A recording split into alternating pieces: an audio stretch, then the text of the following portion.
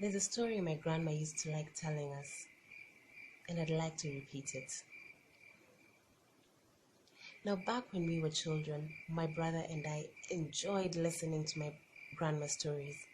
She'd gather us around the firewood, and right under the stars, she'd tell us these lovely stories. Oh, we would spend almost the whole night listening to her.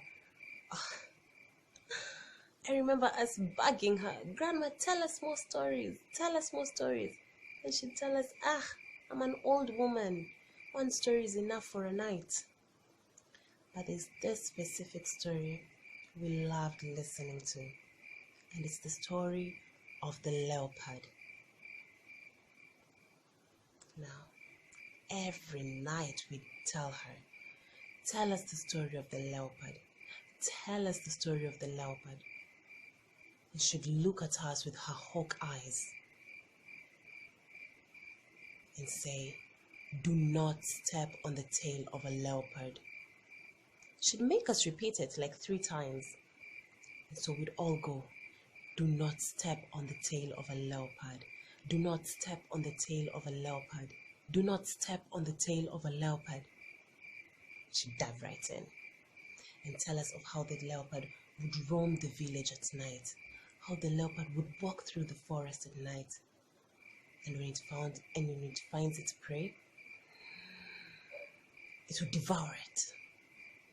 Oh, you should have seen our faces. We were frightened. And she'd laugh and say, you are not ready for such stories. But still, each night we would ask for that story.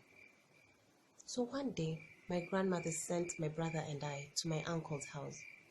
Now, my uncle lived on the other side of the forest, and her instructions were very clear. Make sure you do not go through the forest, but around it. And we said, it's fine. And so we rushed because we wanted to come back to grandma's stories. And we found my uncle. He was well. And we gave him the firewood. And in exchange, he gave us arrowroots for supper. And on our way back, my brother said, how do we have to use the long route? Let's use a shortcut. I don't want to miss grandma's stories. And I said, no. Grandma specifically told us to use the long route. And they said, do you want to miss grandma's stories? I thought about it. I said, no, I do not want to miss grandma's stories. I said, then there it is. And so, after 1 second of thinking about it, we ran through the forest. Oh, the forest. Some roads were zigzag. Some parts were up and down. Some looked like we were going through a tunnel. And at some point, we both thought we were lost. But then there it was, grandmother's hut. And we were so happy that we were disobedient, but yet we found grandma's hut.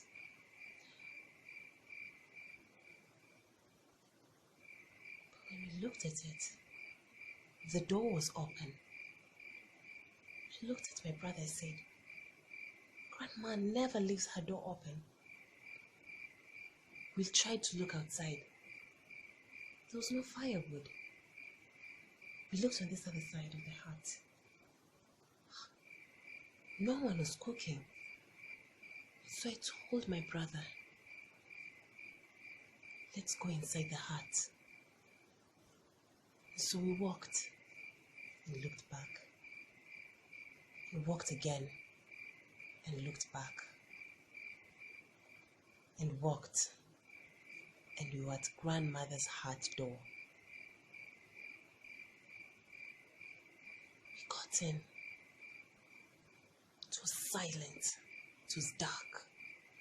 So my brother held my hand. And we walked. But we could not see anything. We walked again. We could not see anything. And then I stepped on something.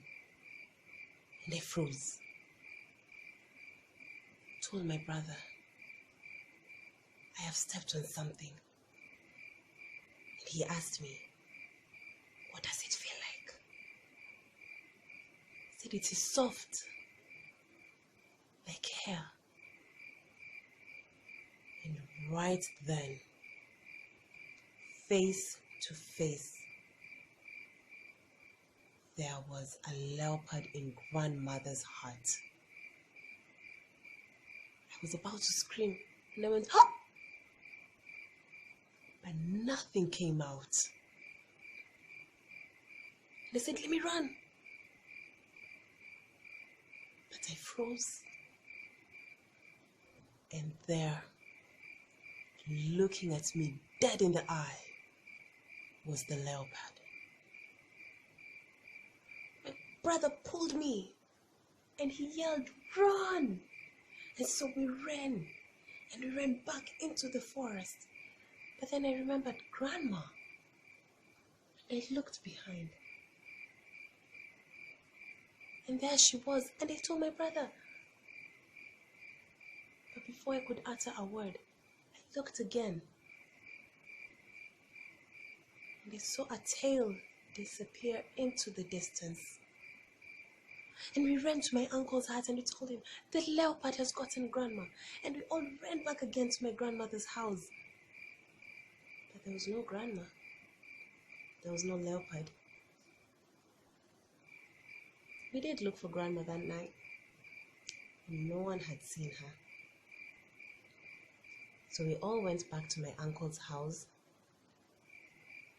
and we slept. Uncle slept, I slept, my brother slept, and no one talked about that night ever again. But one day my brother sat me down and asked me, "What did you see that night?" And I said, "I looked behind and I saw Grandma, and just when I was about to call you, I looked behind again and I saw a tail disappear into the distance." And asked my brother, "What did you see that night?" Said, "I too saw the leopard, but it had carried Grandma into its mouth, so I am sure it had eaten her." Now, we never talked about it again because, well, we both had our own thoughts of what we saw. But one thing is for sure, my grandmother was a leopard.